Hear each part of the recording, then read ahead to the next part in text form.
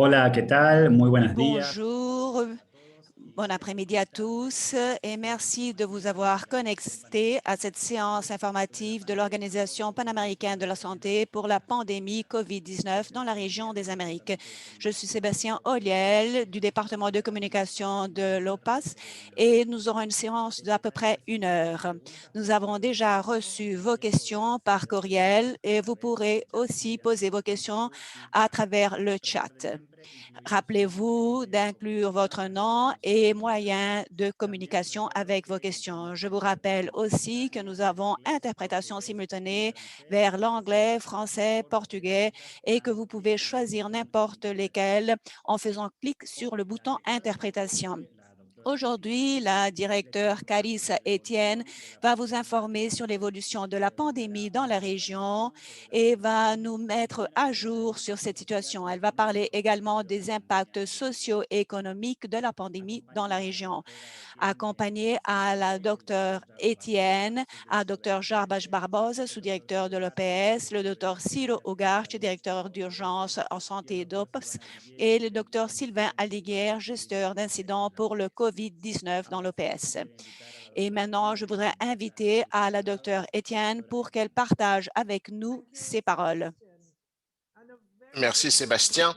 Et je vous souhaite une très bonne matinée. Merci de nous rejoindre pour cette conférence de presse.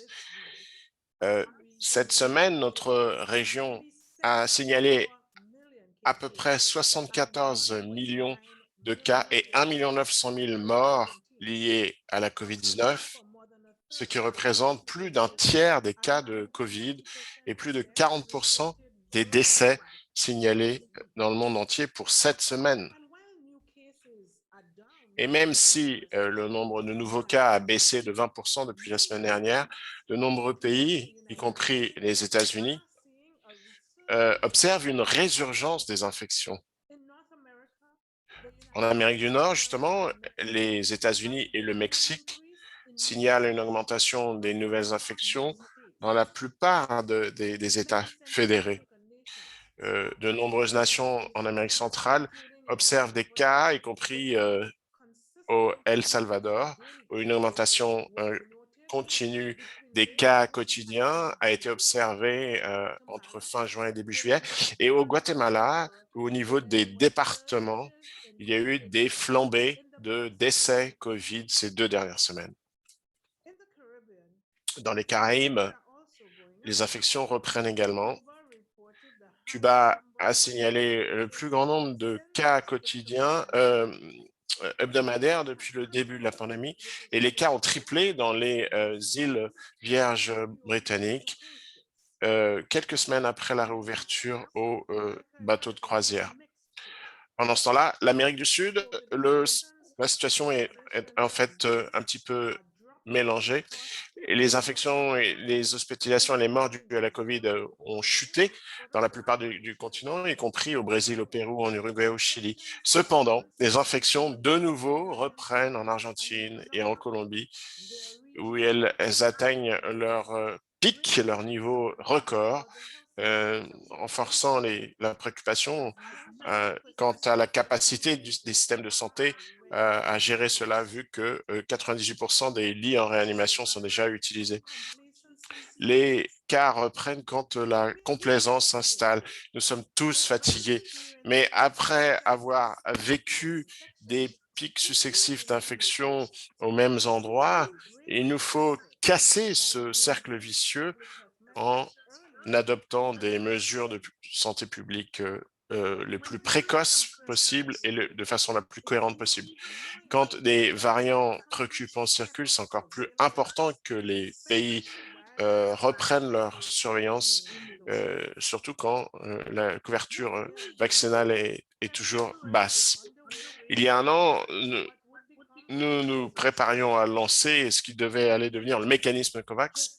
Et aujourd'hui, malheureusement, seulement 1 vaccin sur 10 administré dans le monde entier l'a été sur le continent américain.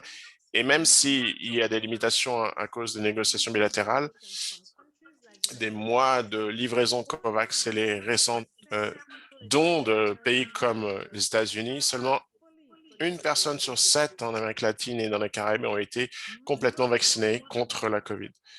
L'argent, plus que la santé publique, a déterminé la vitesse à laquelle les pays ont réussi à s'équiper des outils dont ils ont besoin pour vaincre ce virus. Au fur et à mesure que les pays ont signé des contrats avec les fabricants de vaccins, la couverture vaccinale est toujours à un chiffre dans la plupart de notre région. Au Chili, près de 58% ont été complètement vaccinés contre la COVID. En Uruguay, ce pourcentage atteint 55%. Les États-Unis ont vacciné pratiquement la moitié de leur population et Canada n'est pas très loin derrière. Pendant ce temps-là, le Paraguay et la Jamaïque ont complètement vacciné moins de 3% de leur population, tandis que le Honduras et le Guatemala n'ont pas encore atteint 1% de couverture de leur population. Le gouvernement nord-américain a donné de façon généreuse près de 12 millions de doses de vaccins contre la COVID-19 à des pays dans notre région ces dernières semaines. Et des livraisons complémentaires sont en chemin avec l'aide de l'OPS. Ces vaccins apportent l'espoir, donnent de l'espoir aux pays qui, sans cela, devraient attendre des mois pour réussir à obtenir seulement une fraction de ce chiffre. C'est la raison pour laquelle nous continuons à exhorter les donneurs, les pays donateurs et les pays qui ont un excédent de vaccins de les partager avec notre région. C'est pour l'instant encore la seule manière pour de nombreux pays dans notre région d'arriver à obtenir les doses dont ils ont besoin urgemment. Nous avons des soucis en ce qui concerne Haïti, qui est au milieu d'un tourbillon politique et qui doit encore recevoir des vaccins pour commencer à ces vaccins. Et des milliers de gens ont été déplacés par la violence croissante et l'instabilité et les abris sont surpeuplés et pourraient devenir des foyers actifs de transmission COVID. Les fournitures limitées et la violence empêchent également les travailleurs de la santé de s'occuper de leurs patients et les patients doivent peut-être même renoncer à se faire soigner à cause de l'insécurité. L'OPS, avec d'autres partenaires, est engagé dans le soutien au peuple haïtien dans ce moment d'urgence et nous demandons aux organisations internationales de bien vouloir se joindre à nous dans ce soutien. Ces dernières semaines, nous avons fourni des quantités considérables d'équipements de protection individuelle. Nous avons aidé à augmenter les soins pour les personnes malades de la COVID-19 et nous avons fourni des milliers de tests et de matériel de laboratoire pour augmenter la surveillance en Haïti. Nous avons également aidé à la formation des travailleurs de la santé. Nous avons soutenu le ministère de la Santé pour la préparation du déploiement de la campagne de vaccination et mis en place de nouveaux systèmes pour disperser les rumeurs et la désinformation.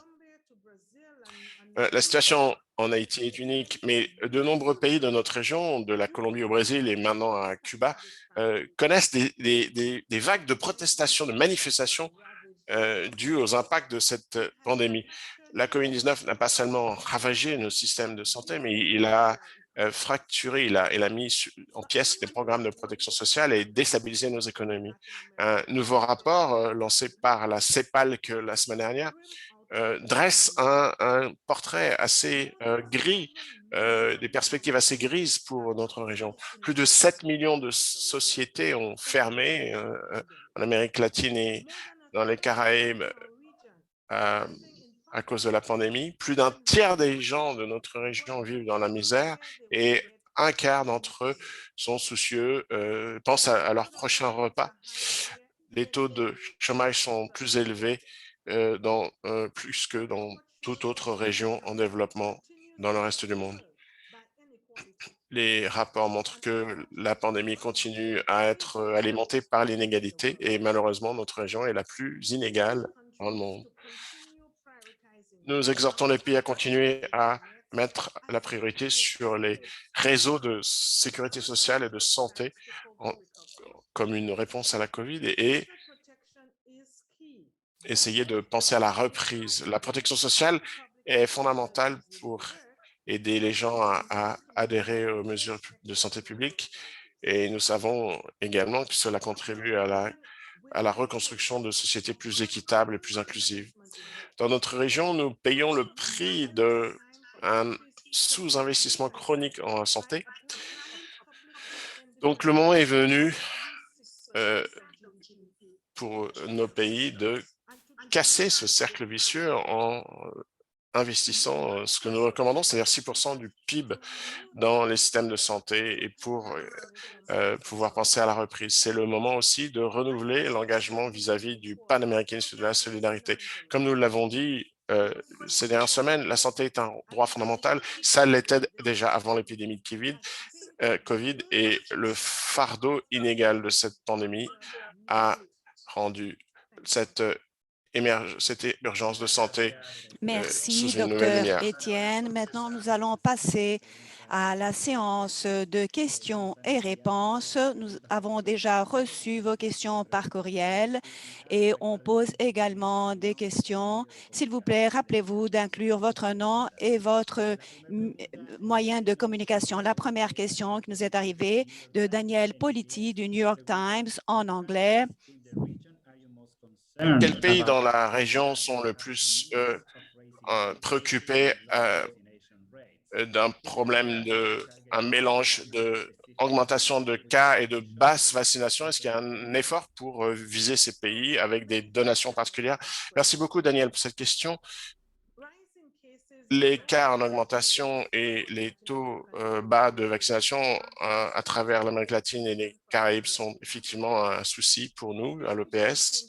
Si nous ne garantissons pas qu'il y a une distribution plus égalitaire des vaccins dans le sud mondial, la COVID-19 va continuer à circuler dans les années qui viennent et va détruire et empêcher un retour à la normale.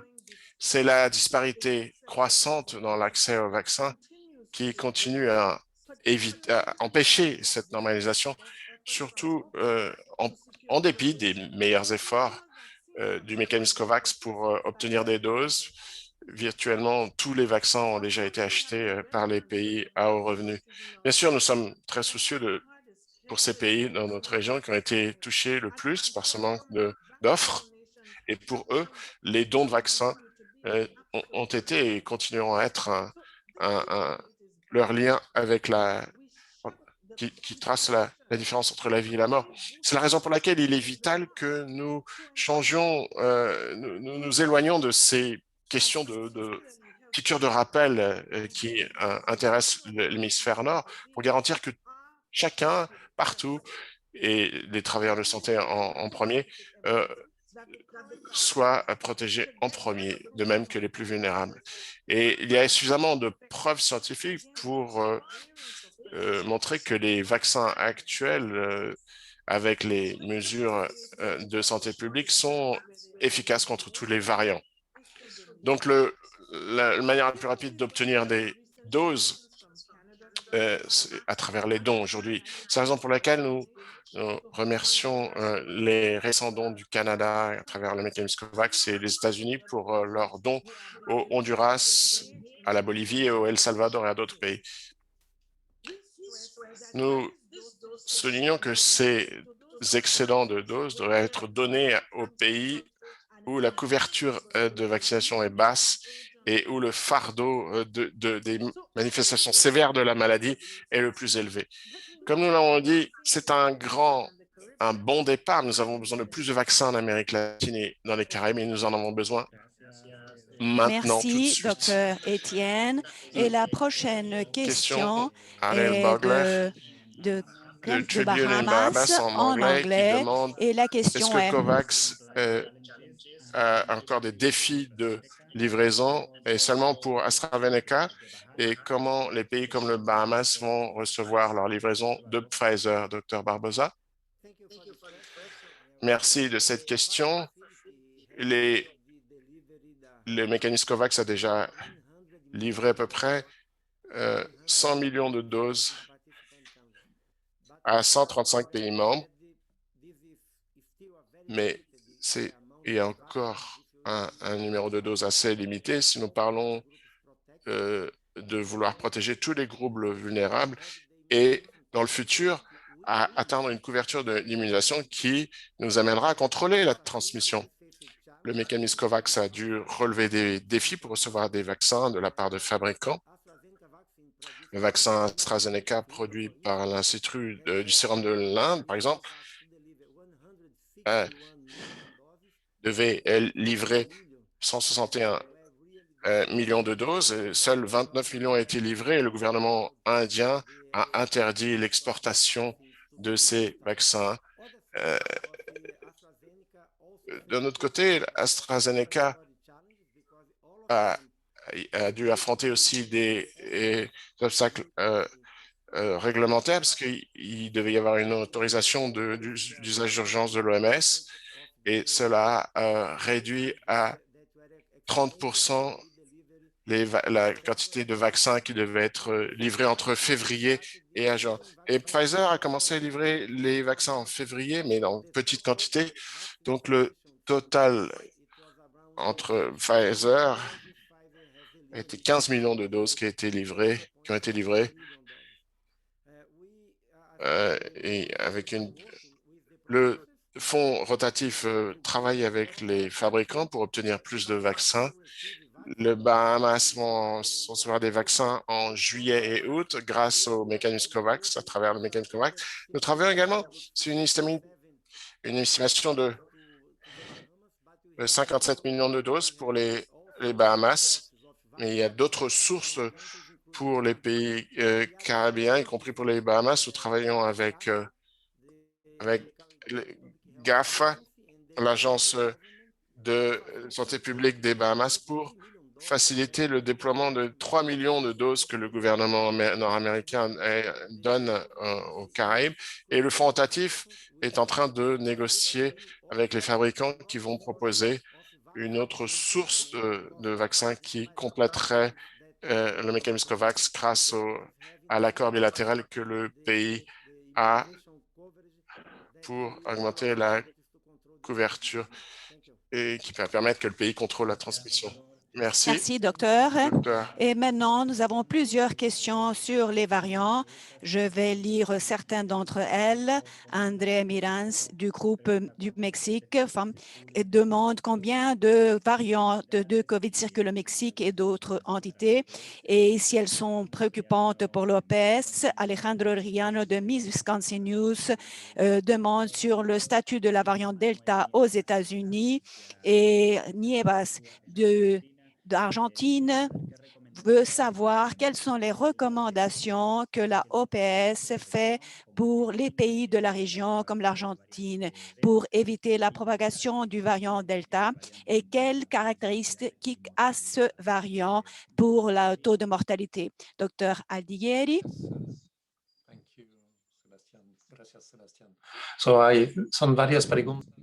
Ce sont plusieurs questions plus générales et plus régionales. Donc, je vais essayer de regrouper mes réponses. En premier lieu, sur le Mexique, mentionner que le Mexique compte avec un des réseaux de vigilance des plus solides de la région. Et donc, en plus, c'est un des laboratoires de référence pour le Mexique.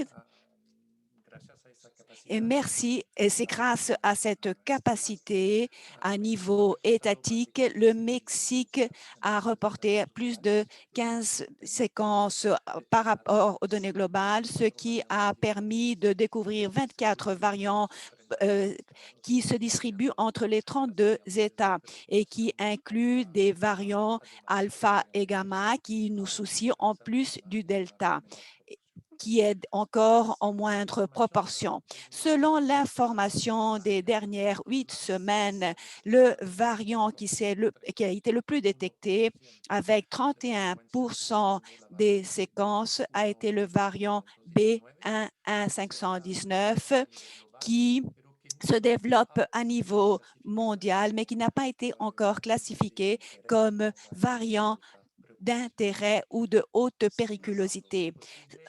Cependant, il est possible que ce variant soit remplacé au Mexique dans les prochaines semaines par d'autres comme le variant Gamma qui est déjà arrivé à 23% des séquences reportées.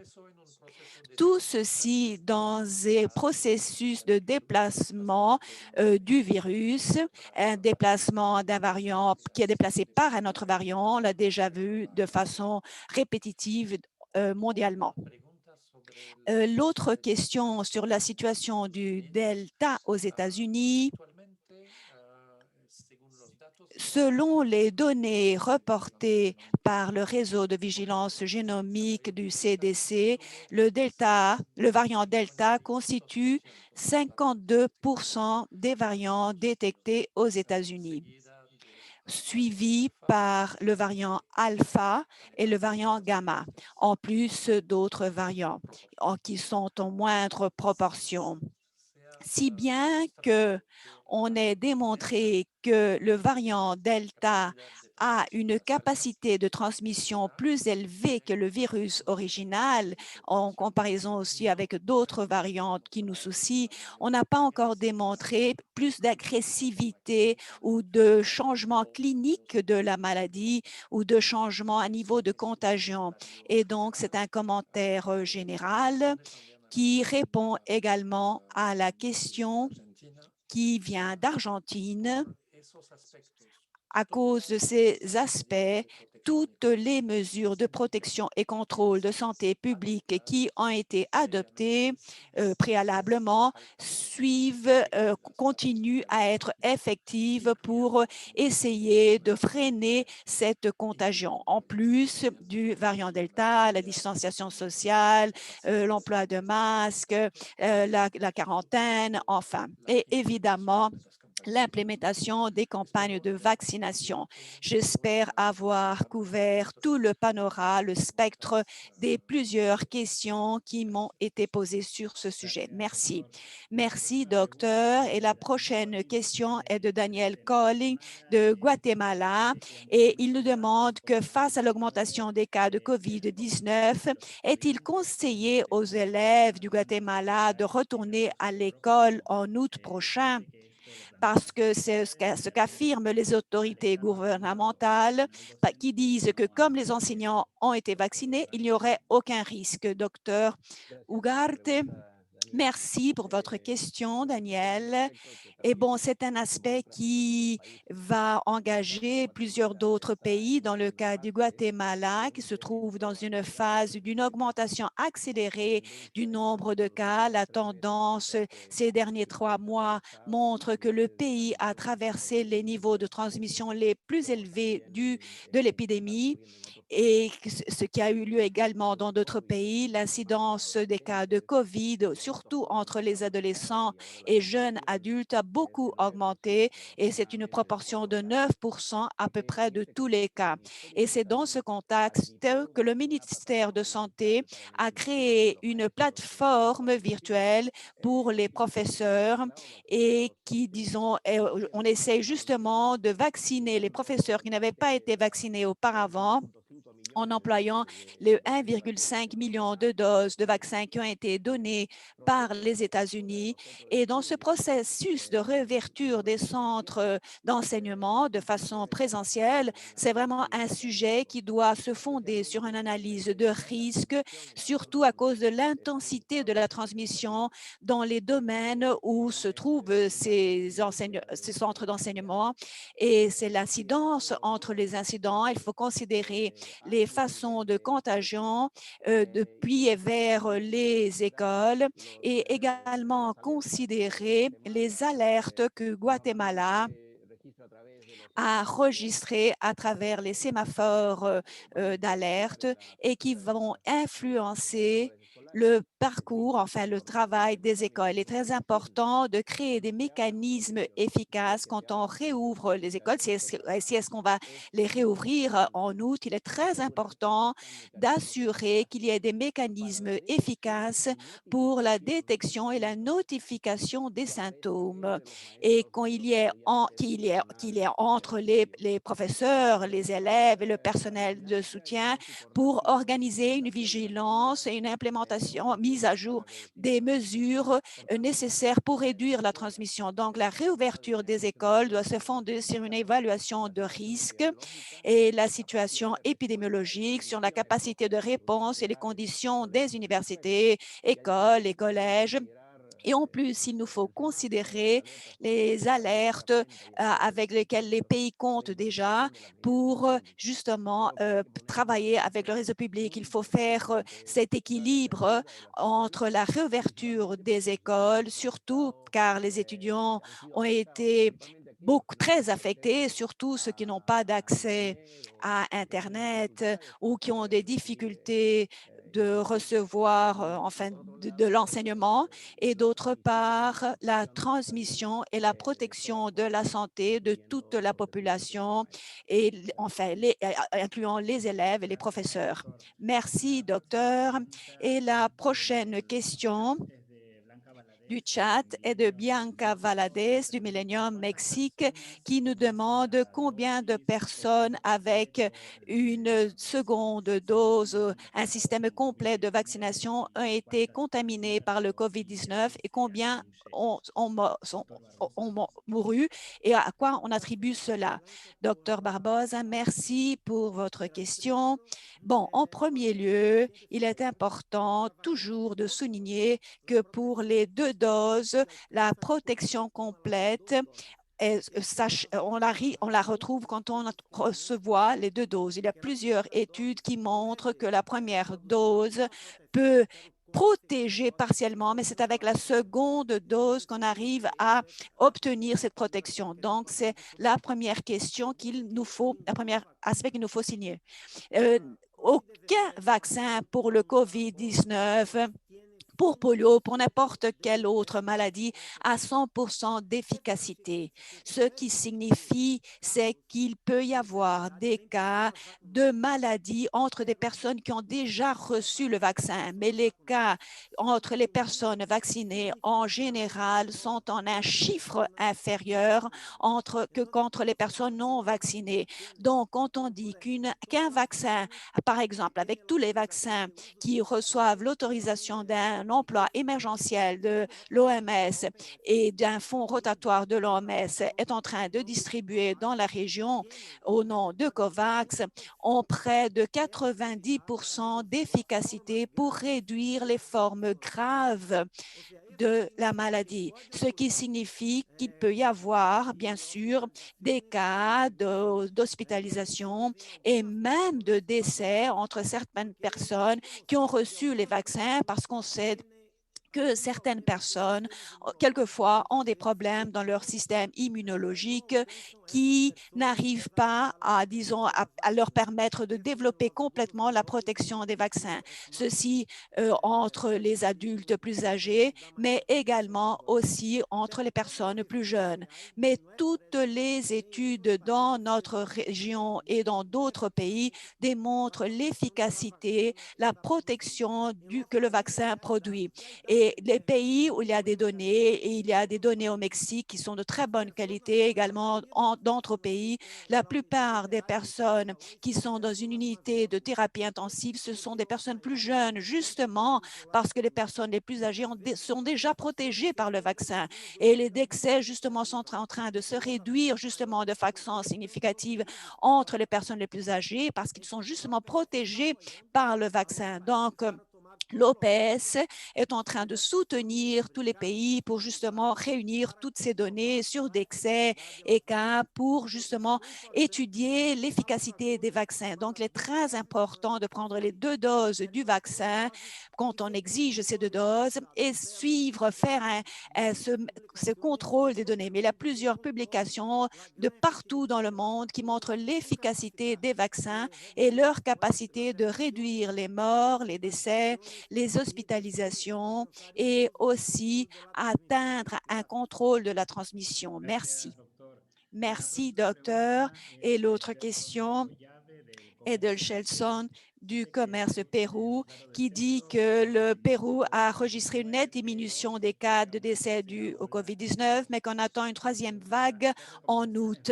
Quelles recommandations Lopez donne-t-elle au Pérou et autres pays de la région pour se préparer à une éventuelle troisième vague, docteur Étienne?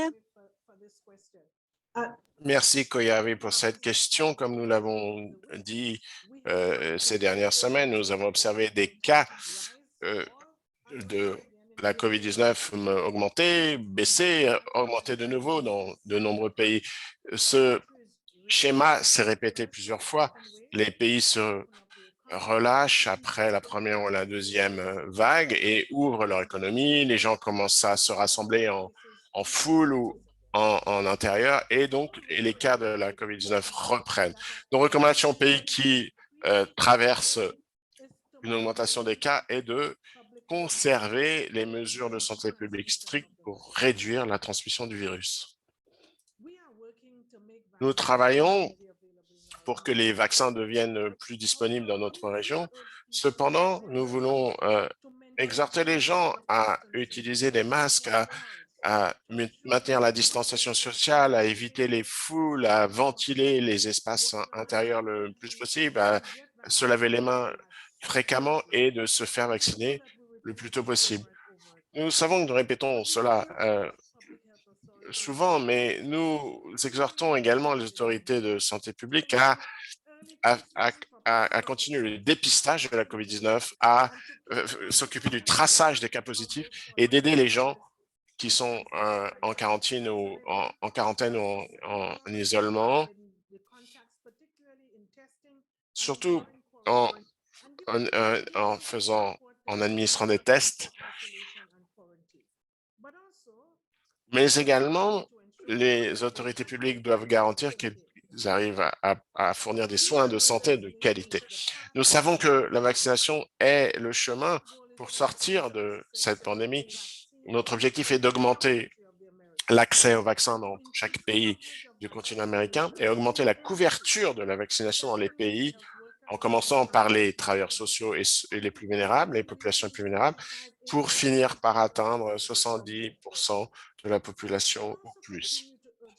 Nous continuons à demander aux gens de bien vouloir se faire vacciner dès qu'un vaccin est disponible pour eux et de ne pas attendre d'un type spécifique de vaccin.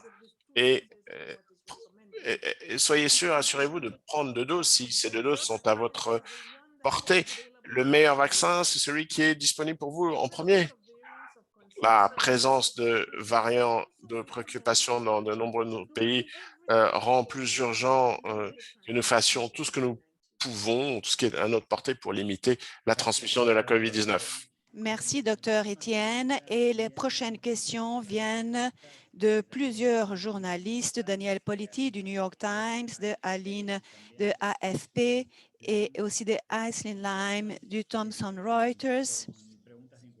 Ce sont des questions qui ont un lien avec le Haïti et Cuba. Donc, je vais commencer par celle du Haïti. En général, quel degré de préoccupation par rapport aux troubles politiques récents d'Haïti, comment ça peut affecter la situation sanitaire, le flux et des efforts de vaccination? Il y a quelque chose qui doivent être fait par des gouvernements ou par dans l'intérieur du pays ou de l'extérieur du pays d'Haïti? Merci pour cette question. D'abord, comme le docteur Étienne l'a dit, Carissa l'a dit la semaine dernière, nous voulons exprimer notre solidarité avec la population haïtienne dans ce moment d'incertitude. Et aujourd'hui, la professeure Carissa a également partagé d'autres remarques concernant la situation sur place.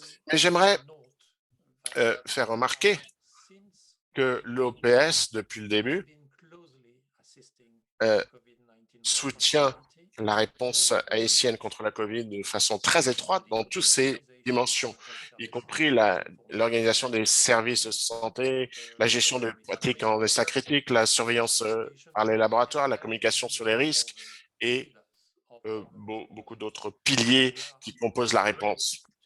Nous sommes prêts à continuer à soutenir de façon très étroite le ministre haïtien de la Santé, ministre de la Santé et de la Population, pour la mise en place du plan de vaccination dans tous ces aspects de la logistique, de la chaîne du froid, déploiement des activités, surveillance des effets indésirables, communication sur les risques et autres. Au cours du dernier mois, l'OPS s'est engagé avec le ministre haïtien de la Santé dans les actions de formation et de mise à jour des travailleurs de la santé pour les activités liées au vaccin et en mettant en place, par exemple, un système pour lutter contre la mésinformation. À l'heure où je vous parle, dans ce contexte d'urgence que traverse Haïti, l'OPS travaille étroitement avec le gouvernement haïtien, avec le gouvernement des États-Unis et d'autres partenaires internationaux au sujet de la campagne de vaccination en Haïti. J'espère avoir répondu aux inquiétudes du journaliste. Merci. Merci, docteur. Et la seconde partie des questions qu'on nous a envoyées, c'est par rapport au Cuba, également en Comment anglais. caractériseriez-vous la situation sanitaire à Cuba et de quelles informations disposez-vous sur l'efficacité du vaccin cubain qui a été distribué? Quel impact ont les manifestations sur les chiffres de la COVID? Dr. Ugart? Merci beaucoup pour ces questions. J'y répondrai en espagnol. L'agglomération des personnes à cause des manifestations pour des raisons politiques ou religieuses, culturelles ou de sport augmente le risque de transmission. Surtout, comme dans le cas de Cuba, il y a une transmission active des cas dans plusieurs endroits du pays. Cette dernière semaine, comme l'a déjà dit notre directeur, on a enregistré 4 244 cas, ce qui représente une augmentation de près de 34 par rapport à la semaine précédente et les plus grands chiffres ont été enregistrés Matanzas, San Espíritu, Águila, Guantánamo, Santiago de Cuba, Guanamey. Et Matanzas, comme nous le savons tous, il y a Paradero et c'est un endroit où il y a une arrivée de touristes et donc c'est un autre facteur qu'il faut considérer. Notre recommandation est maintenir les soins avec la distanciation sociale, l'emploi de masques, la désinfection constante des mains et éviter les agglomérations des personnes. En plus, être justement toujours vigilant sur le début des symptômes. Toutes les municipalités du pays sont en train de vivre une transmission communautaire et le ministère de la Santé a confirmé la présence du variant Delta dans les municipalités de Matanzas, ce qui a eu une augmentation exponentielle ces dernières semaines. Jusqu'au 10 juin, on avait reporté près de 3 45 000 personnes qui avaient reçu une dose des deux vaccins. Le vaccin souverain, qui représente 17 de la population du pays. Donc, on a administré en total près de 7 millions de doses et des études d'intervention. Ceci représente à peu près 57 doses pour chaque 100 habitants. L'efficacité, on a reçu des données par rapport à des études qui ont été effectuées et l'information qui vient de Cuba indique qu'il y a une efficacité de 92 donc que l'évaluation, une autre évaluation va nous indiquer finalement les données finales, surtout dans le contexte social où nous pourrons faire une évaluation un peu plus dans la réalité de comment agissent ces vaccins, comment ils se manifestent en dehors des études cliniques et dans la communauté. Merci, docteur. Et maintenant, d'autres questions par rapport au vaccin Covance. Elana Gordon, qui est journaliste de Word, un programme de radio aux États-Unis et en anglais.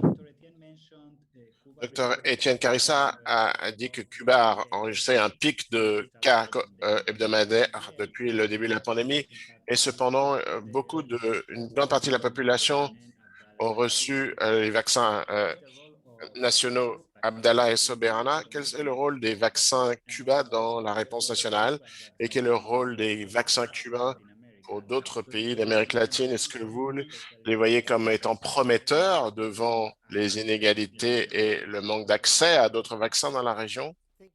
Dr Barbosa, merci pour cette question. Je crois que la situation épidémiologique à Cuba s'explique autant par deux directeurs ici, par Dr Hogarth. Et laissez-moi juste souligner que si nous avions un vaccin qui nécessitait 2 ou 3 doses dans le cas du vaccin cubain, il faut recevoir les 2 ou 3 doses pour être totalement protégé. Ce que nous avons vu dans la région, en Uruguay, au Chili et dans d'autres pays, après le début de la vaccination, la population a une fausse sentiment de protection et ils pensent qu'ils sont couverts la semaine suivante ou dans 15 jours ensuite.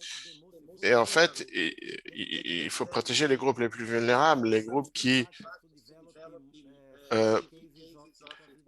il y a eu des cas sévères de COVID-19 et de décès à cause de cette maladie. Donc, il faut essayer de protéger ces groupes et après, il faut atteindre une couverture très importante.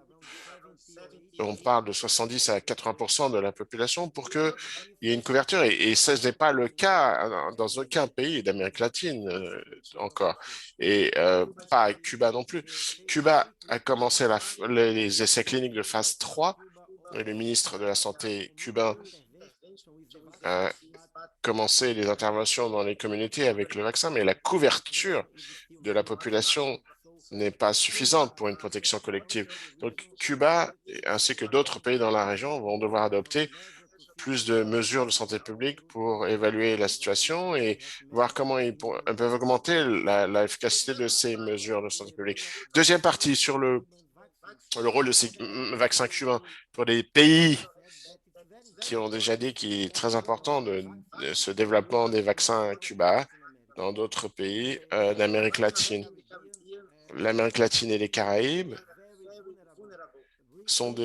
il s'agit d'une région très vulnérable parce que nous dépendons d'importations, pas seulement pour les vaccins, mais pour les médicaments, pour les équipements de protection individuelle, pour les ventilateurs et tous les équipements, les fournitures d'équipements. Donc, nous accueillons ce développement à Cuba, de vaccins à Cuba et dans d'autres pays. C'est très important pour la région.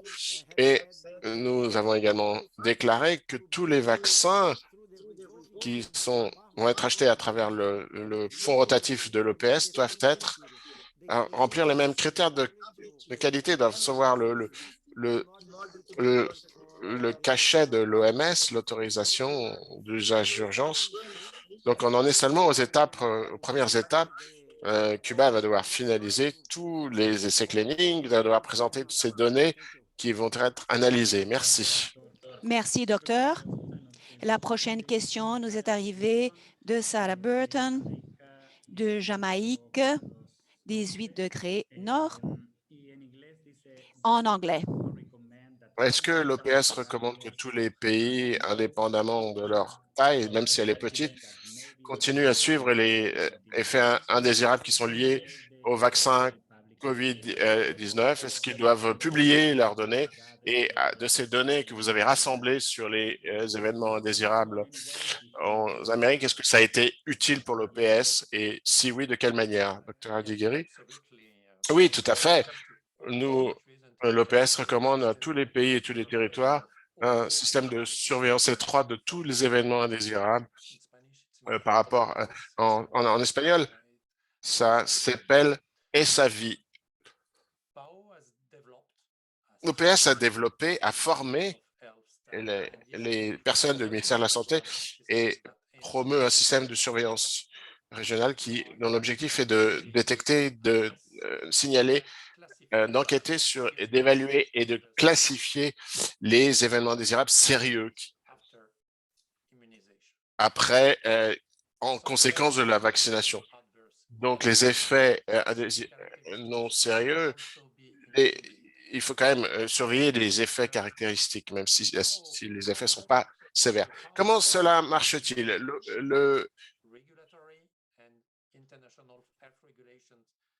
Les régulations de santé de l'OPS recueillent des informations de la part des ministres ministère de la Santé et réalisent des études régionales qui sont ensuite partagées avec tous les pays. Donc, cela fournit donne une perspective un peu plus large sur tous les effets indésirables après la vaccination. Donc, les pays peuvent partir de leur sphère nationale et élargir au niveau régional. Ce qui est très important, vu que nous parlons des effets indésirables de la vaccination, j'aimerais souligner le fait que les vaccins contre la COVID-19 validés par l'OMS sont sur les bénéfices de la vaccination sont de façon très forte compensent les très peu d'inconvénients et contre la COVID-19. Merci, docteur. docteur. Et la prochaine question est Nicole Yapour de Bloomberg News Venezuela qui nous dit que la semaine dernière, l'Alliance Gavi à Venezuela a compliqué le paiement des vaccins pour le COVAX, mais que l'OPS leur a averti que la disponibilité des vaccins sur la modalité choisie par Venezuela pourrait être plus limitée. Est-ce que l'OPS a une notion de combien de vaccins le Venezuela pourrait recevoir dans une première instance à travers le COVAX et qu'il y a eu un rapport publié par OCH avec des contacts de l'OPS qui a révélé que jusqu'au 18 juin, Venezuela avait appliqué 1,3 million de vaccins et demande si l'OPS a une mise à jour et des détails sur ce chiffre. Docteur Ugarte. Merci pour cette question, Nicole. Effectivement, on a reçu cette nouvelle sur le paiement complet de Venezuela au mécanisme COVAX pour la réception de vaccins. Nous avons compris que le gouvernement du Venezuela a coordonné avec le COVAX pour réviser la réception des vaccins existants et déterminer quel serait le vaccin que Venezuela devrait recevoir. En ce moment, ils sont en train de discuter. Il y a le Sinovac en ce moment, de telle façon qu'à cause de cela, il n'y a pas encore de détails par rapport à la quantité de vaccins que le Venezuela peut recevoir.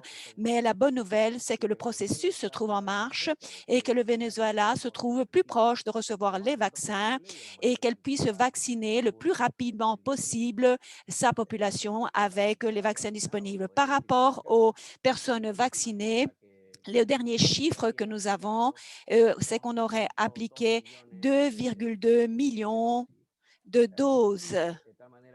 Donc, ce chiffre a augmenté, mais nous n'avons pas encore plus de détails sur quels sont les endroits, les personnes.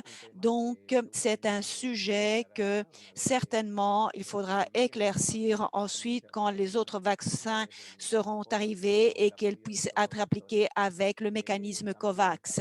Il faut également soutenir l'exécution enfin, de ces vaccins. Merci, docteur. Et la question suivante, c'est Kevin Shulman de Guardian de Barbados.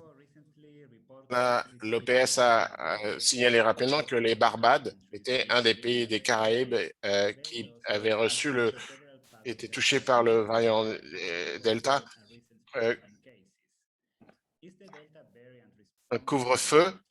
Est-ce que le variant Delta est responsable de cette augmentation? Quel pourcentage d'autres cas du variant Delta? Merci pour cette question.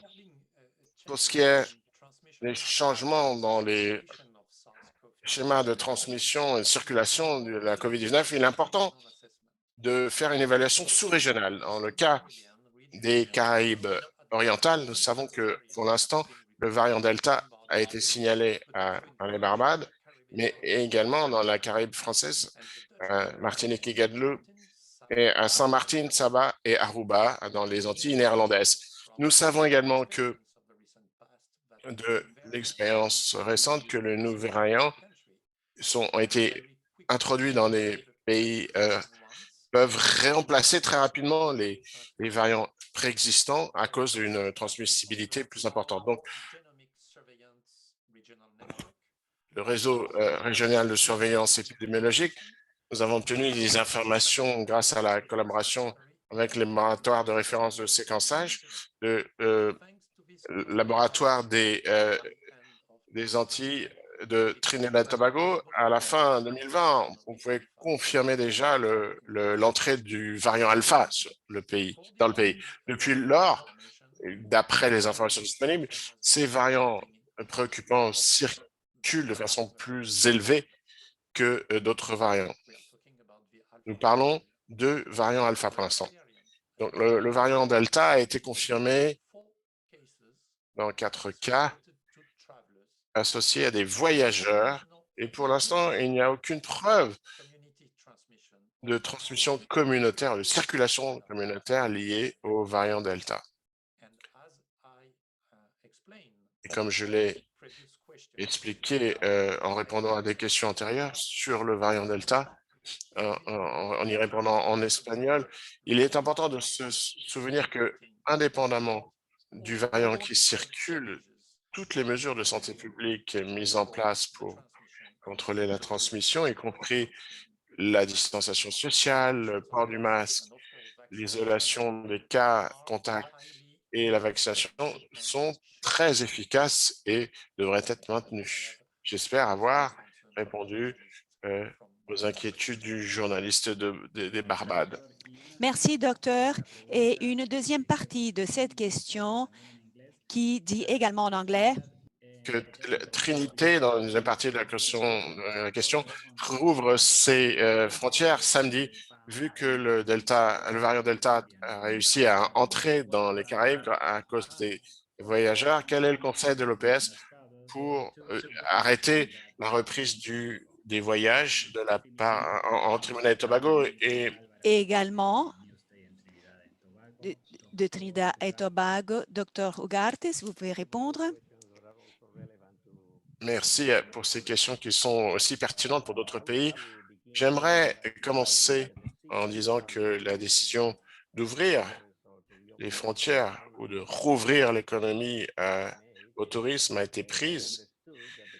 Il est convenu que indique que les pays ont analysé les risques autant pour le tourisme que pour le pays du point de vue sanitaire. À ce sujet, il est important de comprendre que il est impossible d'éliminer le risque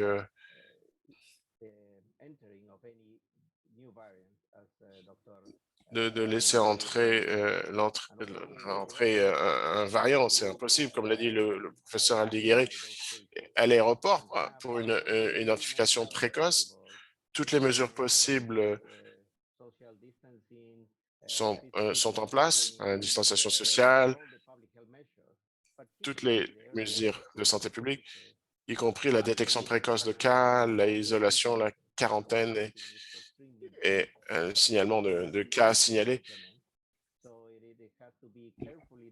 Donc, il faut s'adapter de façon très précise par rapport aux services de santé en place dans chaque pays et la mise en place de ces mesures. Les pays seront en meilleure situation pour ouvrir leur économie et continuer à protéger leur population. Il y a beaucoup de soucis et c'est une situation qui est suivie et ajustées en fonction de l'évolution de la situation épidémiologique. Donc, ils sont des mesures qui doivent être analysées de façon permanente et les décisions doivent être prises en fonction d'une analyse des risques. Merci, docteur. Et maintenant, nous arrivons à la fin de notre conférence de presse d'aujourd'hui.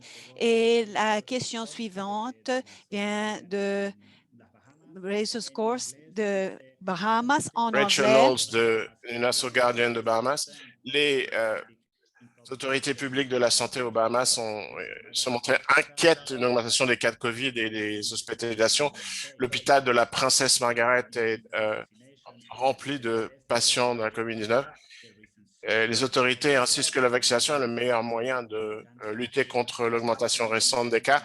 Cependant, avec le nombre limité de doses disponibles dans le pays, est-ce que l'OPS a d'autres recommandations pour faire baisser la courbe du virus et cet équilibre entre la santé publique et le bien-être de l'économie? Docteur Etienne, merci Rachel pour cette très pertinente question. Nous avons entendu dans la question antérieure le docteur Ciro Ugarte s'est exprimé un petit peu là-dessus. Très tôt dans la pandémie, l'OPS a signalé que la pandémie n'a pas seulement touché notre société et notre bien-être, mais aussi nos économies et notre société comme un tout. Nous référons à cette crise comme une triple crise de la santé, de la protection sociale et de l'économie. Donc, l'équilibre entre les mesures de santé publique tout en réouvrant l'économie, c'est un défi pour chaque pays dans le monde. Mais les pays devraient éviter de penser qu'un choix est possible entre la réouverture de l'économie et la protection de la santé et le bien-être des gens. Nous pensons qu'il s'agit d'un faux choix. Nous avons vu de nombreuses fois que une activité pleinement économique, pleinement en pleine marche ne peut pas reprendre avant d'avoir contrôlé le virus et essayer de procéder de façon différente, met des vies à risque et augmente l'incertitude. La santé et le bien-être doivent être des préconditions à la réactivation de l'économie dans le contexte de la COVID-19. Parce que si on ne contrôle pas la pandémie, la relance de l'économie va être très difficile. Nous savons que les mesures de santé publique fonctionnent pour contrôler la dissémination du virus et chaque pays doit répondre à son contexte national et local et procéder à l'analyse de risque nécessaire. Nous avons déjà déclaré que la réouverture de nos économies, la reprise de nos économies doit être faite de façon progressive et en fonction des données qui évoluent sur la dissémination du virus et la capacité de notre système de santé. Les données doivent toujours guider nos actions contre ce virus. Il faut également reconnaître qu'il est nécessaire de procéder à des investissements significatifs pour qu'ils aient des effets. Et cela signifie investir en santé pour renforcer nos systèmes de santé publique. Bien sûr, l'OPS a appelé tous les pays à augmenter leurs investissements pour atteindre jusqu'à 6% du PIB en santé. Non seulement c'est la bonne chose à faire, mais cela va nous aider à être mieux préparés à faire face à des vagues futures de cette pandémie et d'autres pandémies. Cette pandémie a montré, révélé que la santé est un droit et que ce droit devrait être garanti pour tous. Mais comme certains sont laissés de côté, nous sommes tous plus exposés. Et cette pandémie a montré exactement cela. Il nous faut créer les conditions nécessaires, sanitaires et économiques pour que nous ne laissions vraiment personne de côté. Merci d'avoir assisté à cette conférence de presse. Merci, docteur Etienne. Et maintenant, nous sommes arrivés à la fin de notre séance aujourd'hui. Simplement une observation. Le mercredi prochain, cette séance aura lieu une unique fois à 11h30 du matin au lieu de 11h AM LT comme toutes les semaines. Mais nous allons vous informer cela à travers votre courriel et rappelez-vous que vous pouvez trouver plus d'informations sur le travail de l'OPS et COVID-19 dans notre page site web www de PAHO.org et nous continuons connectés. Merci beaucoup.